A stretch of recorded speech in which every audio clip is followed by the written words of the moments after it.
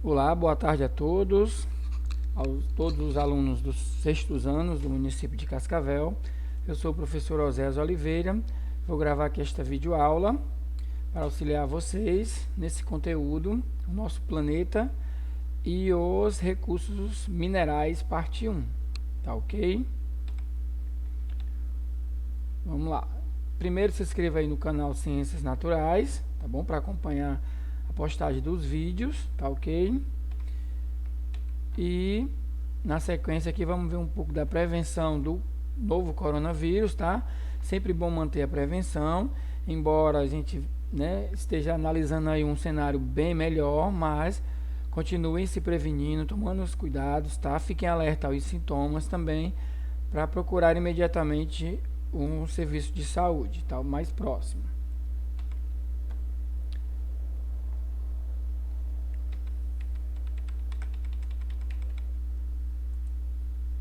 Então, um efeitozinho aqui no vídeo, mas vai dar certo. Vamos lá. As camadas da Terra e seus elementos, tá?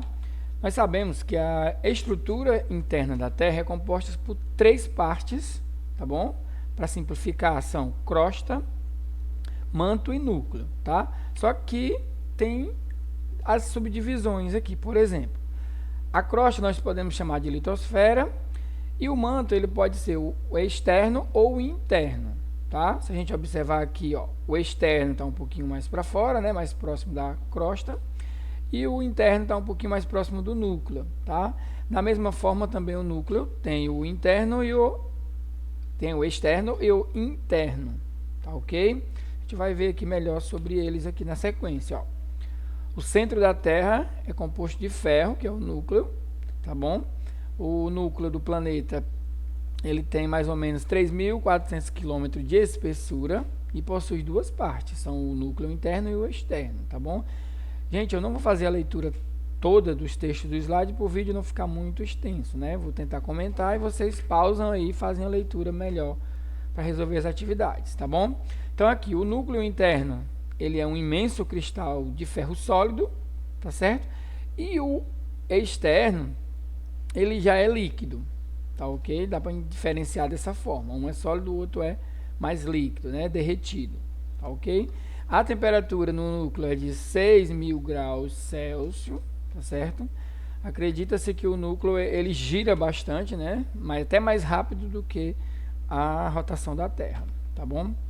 O nosso manto, né, que é composto também por interno e externo, ele está em constante movimento, até porque lá no manto vai ter o magma, né? O magma, aquele magma lá que sai pelos vulcões, tá certo? A espessura lá também do manto é 2.900 km, né? Tá ok? Ele é formado, como eu disse, pelo magma fervescente, composto por silicato, magnésio e ferro, e a sua temperatura lá é um pouquinho mais fria do que o núcleo, né? Mas também é temperaturas absurdas, 3.500 graus Celsius, tá ok? Aqui na sequência vem dizendo que eles estão né, o magma e o núcleo estão em constante movimento, né, devido à temperatura, né, e às suas proximidades, né, das suas estruturas, tá ok? Vamos lá para frente, né, para esse vídeo não ficar muito pesadão. A crosta é a camada superficial, é a camada mais próxima aqui da superfície, tá bom? Ela começa logo acima do manto e também é chamada de litosfera, como eu falei antes. A sua espessura vai de 10 a 70 km, tá? Lembrando que para atingir, né, o núcleo da Terra, nós precisaríamos caminhar 6.370 km, né? Podemos concluir que a crosta é apenas uma pequena casca que envolve todo o nosso planeta, né? Estrutura do nosso planeta, tá?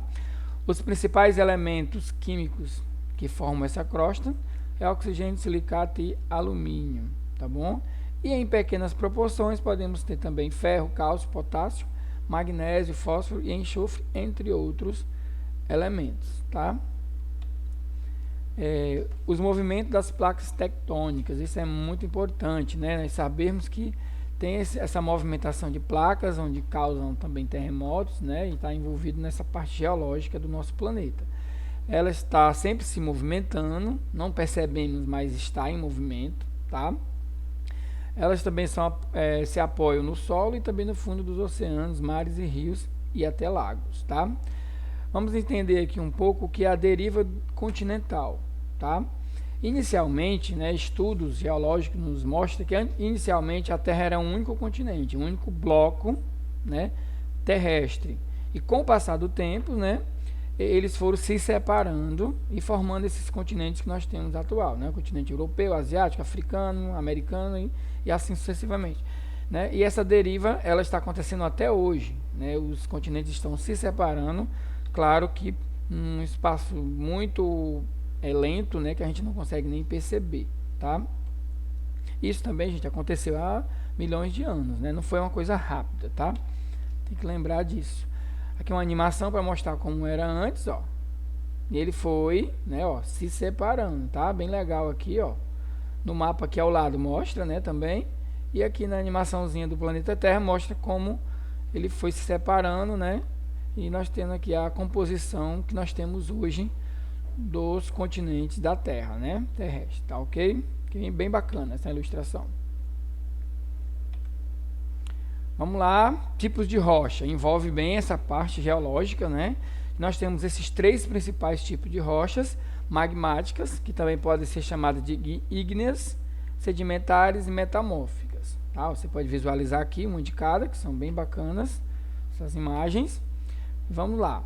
As magmáticas, elas foram formadas a partir de quê? Do resfriamento do magma, tá? O nome já diz tudo, né? Magmáticas. E ela é composta, né, de uma mistura de silicato que se resfria, né, em grandes profundidades ou na própria superfície, tá certo? Elas podem se dividir em duas subdivisões aqui, ó, plutônicas ou vulcânicas, tá certo? As plutônicas estão em áreas mais profundas, né, e as vulcânicas, né, mais próximas da superfície, né, na crosta. Tem um gráfico, um esquemazinho aqui, na verdade, para mostrar aqui, né, como se diferencia. Ó. As plutônicas são grosseiras, né, ásperas e tal, e as vulcânicas são muito finas. A gente vai ver aqui outra imagem para definir cada uma. As plutônicas, né, elas podem ser percebidas e reconhecidas sem um aparelho mais específico, porque elas têm uma textura grossa, minerais bem cristalizados, a gente pode visualizar aqui, tá? Né? Elas não têm vidros vulcânicos nem cavidades, tá? Ao contrário da outra. E quando passam pelo intemperismo, né, ó, tendem a exibir formas arredondadas. Intemperismo é um processo natural que desgasta as rochas ao longo de vários tempos, né? Ação natural. E elas não apresentam poros nem fósseis.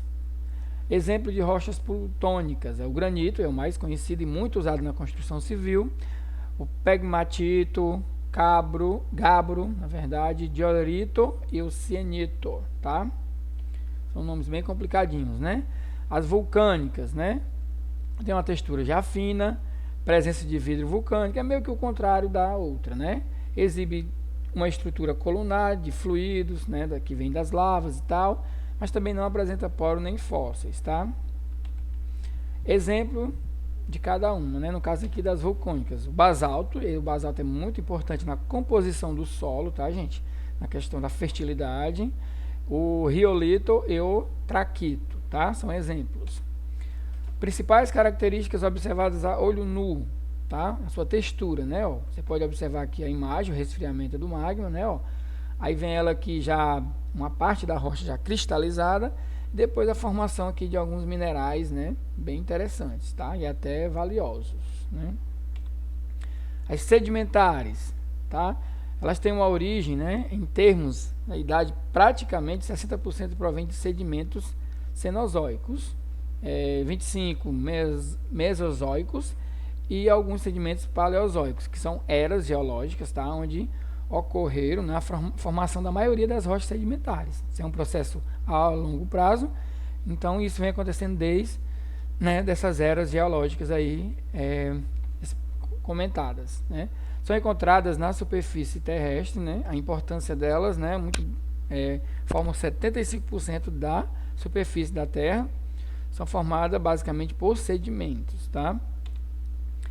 Elas são formadas, como eu disse antes, a partir de rochas pré-existentes, né? Sedimentos de outras rochas que formam as rochas sedimentares, né? Que podem ser quimiogênicas detríticas e ou biogênicas, tá?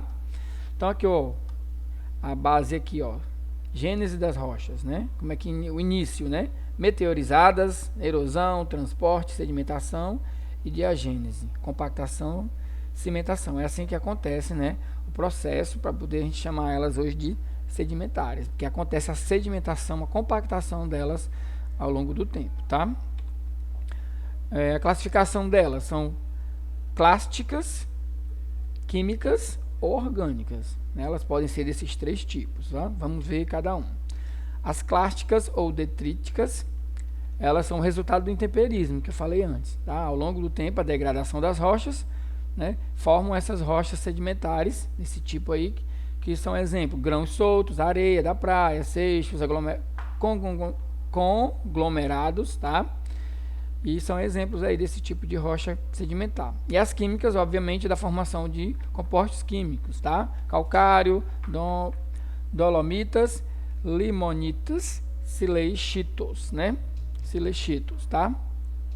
Orgânicas, justamente da questão orgânica, né? Do resto de plantas e animais, tá? Exemplos, arenito, argila, varvito e folheto, tá? Metamórfica, gente, são rochas, né, que passam por um processo de metamorfose, que elas são originadas a partir das outras rochas, que são as magmáticas e as sedimentares, tá certo? Devido a um processo que acontece as alterações nas condições ambientais, que desgastam essas rochas, né, e elas passam por esse processo de metamorfose, tá? Isso em alta pressão, devido à presença de fluidos, né, água, chuva, etc, tá? E a temperatura também envolve nesse processo de metamórfica, tá? Tipos de metamorfismo, né? Metamorfismo de contato e metamorfismo regional, tá? Esse de contato vem do magma, né? De rochas pré-existentes. E essa outra aqui regional acontece, né, em áreas da crosta terrestre, certo? Devido à grande pressão e temperatura, é um processo que tem de acordo com cada região, cada local do mundo, né? Características, elas têm textura grossa, apresentam minerais cristalizados, né? Relevos sem simetria e não apresentam poros nem fósseis, tá? Olha aqui, ó, tá? A gente vê aqui a imagem bem bacana, né? São exemplos: gneiss, ardósia, xistos, quartzitos, né? Milonitos e mármore, tá? São nomes bem complicados até para a gente falar, né? O mármore é o mais comum que a gente conhece, gente, aqui na construção civil também, né? É muito comum usar as pedras de mármore, tá? Vulcões no mundo. Gente, cada pontinho desse aqui são os vulcões, né, que existem no mundo. Claro que nem todos estão ativos, né? Mas tem bastante, tá? São bastante mesmo. E até a próxima aula. Eu espero ter esclarecido, que vocês consigam assistir o vídeo de maneira pausada, né, para conseguir assimilar, ler melhor os textos, usar o livro didático para complementar a aula. Tá certo? Então foi um prazer e até a próxima aula.